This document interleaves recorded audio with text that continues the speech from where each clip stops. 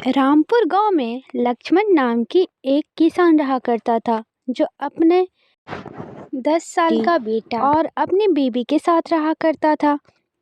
उसके पास ज़्यादा धन दौलत तो नहीं थी, लेकिन फिर भी वो अपने परिवार को खुश रखने के लिए दिन रात मेहनत किया करता था।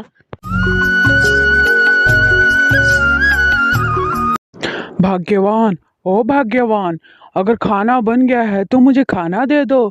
मुझे जल्दी से खेत पे भी जानी है और उधर से जमींदार के यहाँ भी जानी है। ओ भाग्यवान, सुनती हो? क्या हुआ जी? क्यों भाग्यवान भाग्यवान कह के चिल्ला रहे हो? ला रही हूँ, थोड़ी सब्र तो रखो।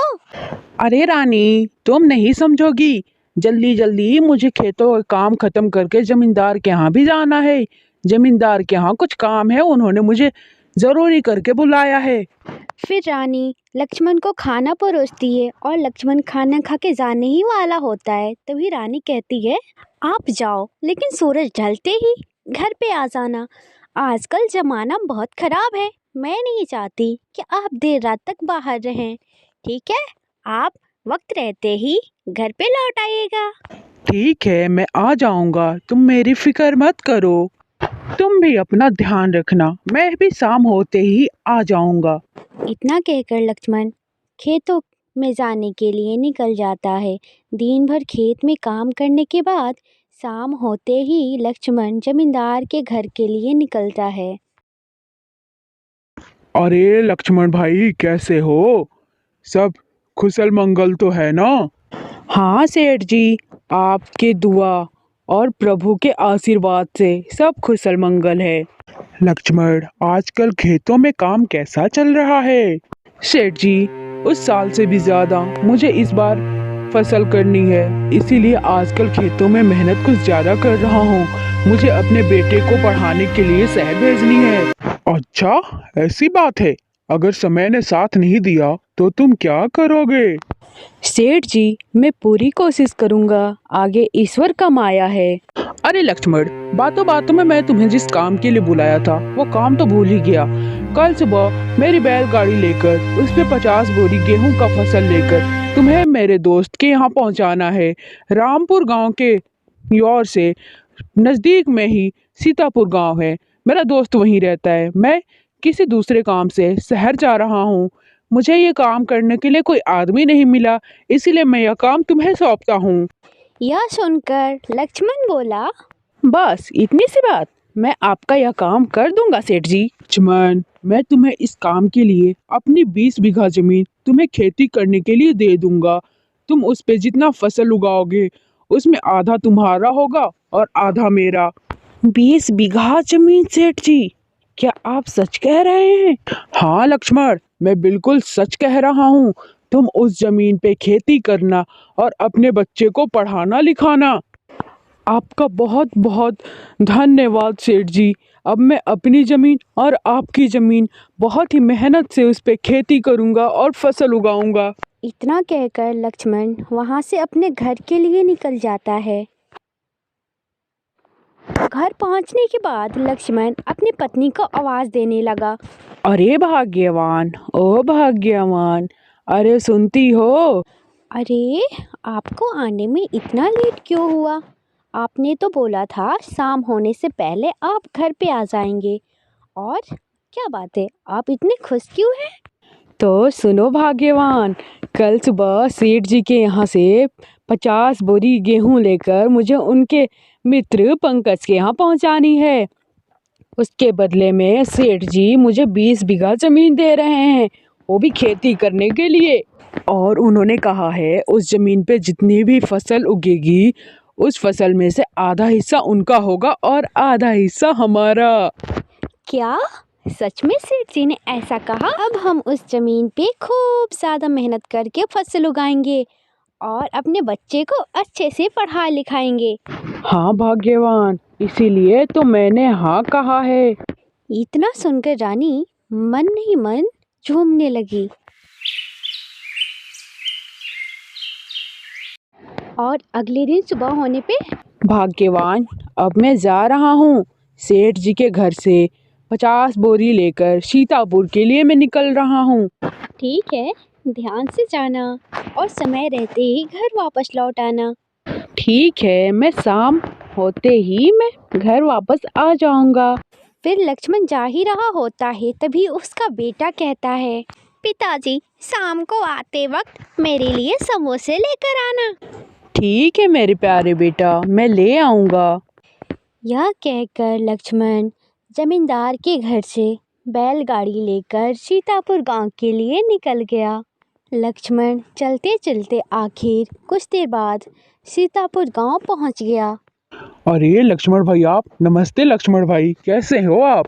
और सभी रामपुर वासी कैसे हैं? नमस्ते पंकज भाई, मैं ठीक हूँ। और आप कैसे हो? और हमारे सभी रामपुर वासी भी ठीक हैं। आप अपनी बताओ। लक्ष्मण भाई मैं ठीक हूँ। और बताइए, सीतापुर गांव कैसे आना हुआ? पंकज भाई, जमींदार सेठ ने आपके लिए 50 बोरी गेहूं की भिजवाई है। इसी काम को करने मैं सीतापुर गांव आया हूँ। अरे हाँ लक्ष्मण भाई, मैं तो भूल ही गया था। मैंने ही उनसे 50 बोरी गेहूं की मंगवाई थी।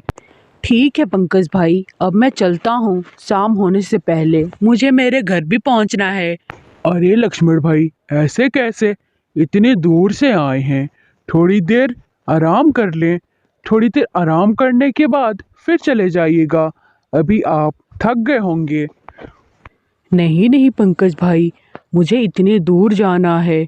अगर मैं थक जाऊंगा तो मैं वहीं कहीं बैठकर आराम कर लूंगा। मैं धीरे धीरे चलते हुए अपने गांव तक पहुंच जाऊंगा। यह कहकर लक्ष्मण अपने गांव रामपुर के लिए निकल जाता है। काफी दूर चढ़ने के बाद लक्ष्मण सोचता है, मैं बहुत थक गया हूँ, क्यों न किसी पेड़ के नीचे बैठकर आराम कर लूं। इतना सोचकर लक्ष्मण पास वाले पेड़ के छाया में ही बैठ जाता है। तभी वहीं कुछ देर बाद गांव का एक आदमी रमेश आता है।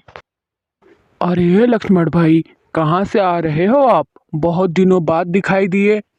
रमेश भाई, मैं सेठ जमींदार के काम से सीतापुर गांव गया था।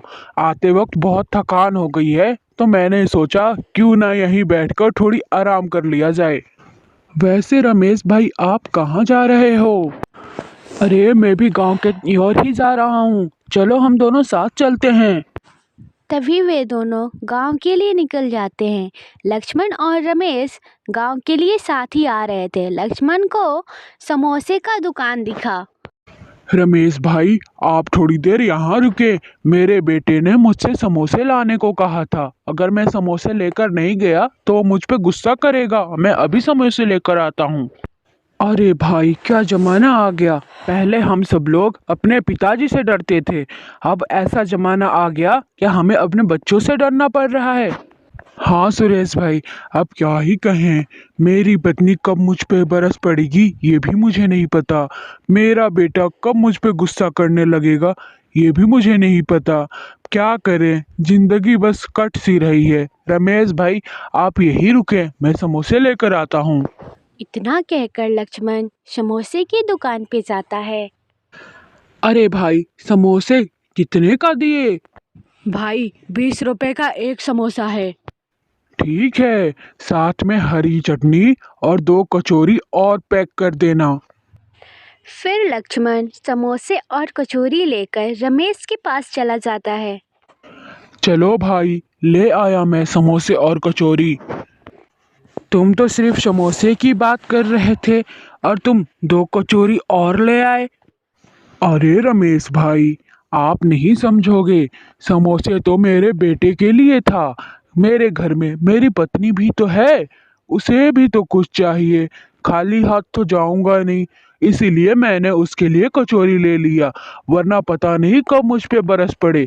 वैसे भी मैंने अपने पत्नी से कहा था शाम होने से पहले मैं घर पर लौट आऊंगा, लेकिन मुझे लगता है जाते जाते रात हो जाएगी। क्या लक्ष्मण भाई, आप अपनी पत्नी और बेटे से बहुत ज्यादा डरते हो। ठीक है, चलो अब रात होने वाली है। फिर दोनों गांव के लिए चलते हैं। फिर कुछ देर बाद दोनों गांव आ जाते हैं। रमेश अपने घर चला जाता है और लक्ष्मण भी अपने घर चला जाता है। फिर लक्ष्मण को देखकर लक्ष्मण की पत्नी उस पे बरस पड़ती है। क्या जी, आप तो कह रहे थे शाम होने से पहले घर लौट आऊंगा, और देखो अंधेरा हो चुकी है, अब आ रहे हैं आप। अरे भाग्यवान, मैं भी रात होने से पहले ही घर आना चाहता था, लेकिन जाते वक्त बहुत लेट हो गया और आते वक्त मैं बहुत थक गया था, इसलिए किसी पेड़ के नीचे बैठकर आराम कर रहा था। ये लो, तुम्हारे लिए कचौरियाँ लाया हूँ। और बेटा, मैं तुम्हारे लिए समोसा लेकर आया हूँ। क्या आप मेरे लिए भी कचौरियाँ लेकर आए हैं? इसकी क्या ज़रूरत थी? आप सिर्फ इसके लिए समोसे लेकर आ जाते। अरे भाग्यवान, तुम मेरी पत्नी हो और मैं तुम्हारी खुशी का ध्यान ना रखूं तो किसके खुशी का ध्यान रखूं? फिर वे दोनों समोसे और कचौरी खाकर सो जाते हैं। फिर अगली सुबह वादे के मुताबिक जमींदार सेठ लक्ष्मण को 20 बीघा जमीन दे देता है, जिस पे लक्ष्मण दिन रात मेहनत करके उस पे फसल उगाता है। धीरे धीरे लक्ष्मण की परिस्थिति सही हो जाती है और सब हंसी खुशी रहने लगते हैं।